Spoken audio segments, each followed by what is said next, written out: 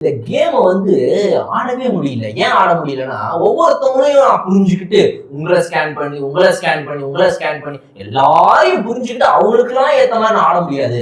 நீ எதுவுமே புரிஞ்சுக்க வேணாம், சொல்லிக்க வேணாம், அவங்களாம் புரிஞ்சுக்கிற மாதிரி நடக்கவும் வேணாம், வீட்டுக்கு போகவும் வேணாம், நீ போ அப்படின்ட்டு பிக் பாஸ் துஷார் பண்ணாம பாருங்க. அழுது. ஐயோ அழறதுக்கெல்லாம் முன்னாடி ஒரு சவுண்ட் விட்டாங்க. எல்லாத்தையும் மொத்த பேருமே நீ பேசாத, நீ பேசாத. அதெல்லாம் இந்த படத்துல ஃபைட் சீன் நடக்கும்போது இந்த சுத்தி எல்லாரும் வேடி பார்ப்பாங்க. நடுவுல வந்து ஹீரோ வில்லன் சண்டை போட்டு இருப்பாங்க. அந்த மாதிரி இங்க வில்லனே இல்ல, இவங்கதான் ஹீரோ, இவங்களே தான் வில்லன். நான் வந்து பார்த்தா ஒரு அதாவது எஸ்டிஆரோட அப்பா டிஆர் உள்ள வந்துட்டாரோ ஒரு மாதிரி ஆயிடுச்சு. நீ பேசாத சார்.